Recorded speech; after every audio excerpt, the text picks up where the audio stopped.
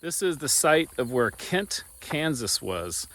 And I normally wouldn't do an entire video about a town that there's nothing left and there's really not much history about the town or whatever was here available. I can't find too much.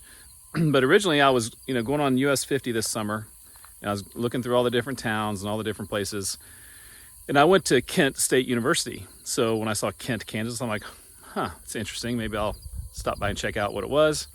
Stopped here, there was nothing. Found that there was a post office for about a dozen years in the late 1800s, early 1900s. And that was about it. There's not too much here. And then I went a little bit farther as I was editing videos for my US 50 series and found that there was a little bit of a historical thing that happened here.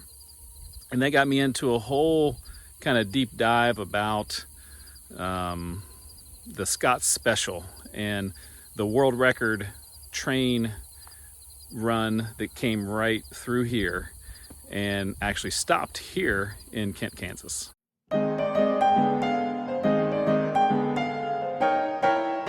The Scott Special was a one-time record-breaking passenger train operated by the Santa Fe Railway from Los Angeles to Chicago at the request of Walter Scott, known as Death Valley Scotty.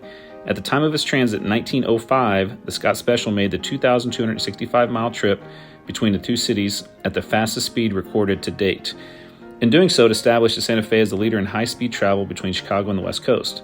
The Scott Special made the trip in 44 hours and 54 minutes, breaking the previous record set in 1900 by the Peacock Special that did it just under 58 hours, and in 1903 the Lowe Special, which did it in 52 hours and 49 minutes.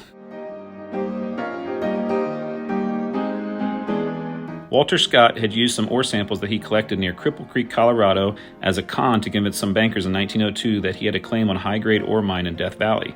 By 1905, he had conned the banks out of nearly $10,000, equal to over $300,000 today. He met with the Santa Fe's general passenger agent J.J. Byrne at the railroad's office in Los Angeles. Once Scott got in to talk to Byrne, the arrangements were made, thanks to a deposit from Scott of $5,500 in cash. The two agreed on a 46-hour schedule from LA to Chicago that would begin the following day. The passenger list for the train was only 4 people: Scott, his wife, F.N. Holman, and Charles Van Loan, a writer for the LA Examiner, who was helping Scotty create his miner persona, inflating the amount Scott really spent while promoting his mine. The schedule involved operating a 3-car train across the system, led by no less than 19 different locomotives. I'm Walter Scott at Death Valley. I want to get to Chicago in record time. There's a train leaving Los Angeles at 5 o'clock. I said record time, mister. What's the fastest anybody's ever done it up to now? Why, the Peacock Special back in 1900. 58 hours. Well, fix me up with a train that'll get me there in 46 hours. Mr. Scott. Clip 12 hours off the running time. It'll mean clearing the entire Santa Fe system. Disrupting traffic. It'll cost a fortune. Name your poison. No, I ain't robbed a bank. I got a gold mine. Richest gold mine in Death Valley. How much?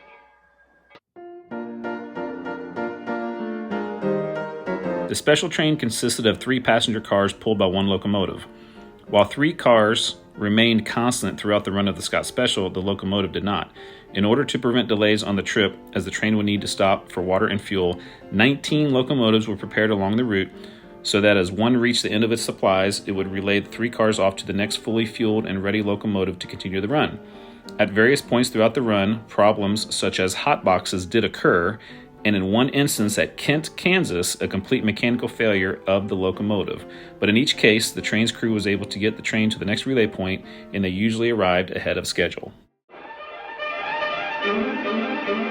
As headlines blazoned the news throughout the country, the Coyote Special started its 2,265-mile race across the continent from Los Angeles to Chicago.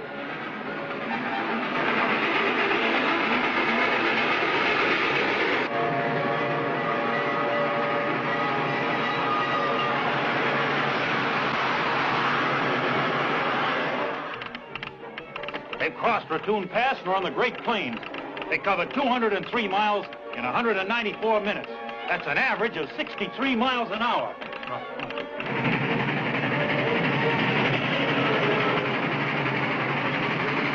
Did you hear that?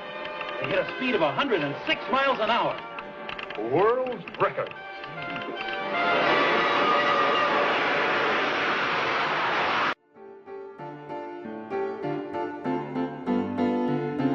The special departed from Los Angeles at 1 o'clock p.m. Pacific Time, July 9, 1905. The locomotive and 3 cars left the station in cheering crowds estimated at 20,000 people and began its run eastward. The Santa Fe used the train as an opportunity to publicize itself and got the word out to news agencies across the railroad's territory. En route, Scott and his guests enjoyed the finest meals provided by the Fred Harvey Company. I recently did a video about Florence, Kansas, and showed you the Fred Harvey House. Normally, trains are not allowed any special considerations for schedule and are switched into sidings to clear the main line for the railroad's regularly scheduled trains. For this run, however, the special was afforded rights over all of the railroad's regular trains. All other trains were required to clear the main line no less than 1 hour before the special was scheduled to pass. As most of the Santa Fe was a single-track railroad, this meant that quite a few regular trains were put into sidings to wait for the special to come by. This accommodation, along with the numerous locomotive changes en route, helped to ensure the train would arrive in Chicago within the 46-hour schedule. Locomotive number 530 was scheduled to take the train completely between Dodge City and Newton, Kansas, but a burst cylinder head in Kent, Kansas necessitated adding locomotive number 1095 for the 26 miles between Kent and Newton. The train officially arrived at Chicago at 11:54 a.m. Central Time on July 11th. Exactly 44 hours and 45 minutes from the time he left Los Angeles, Death Valley Scotty stepped from the train in Chicago, a record which was to stand for the next 20 years.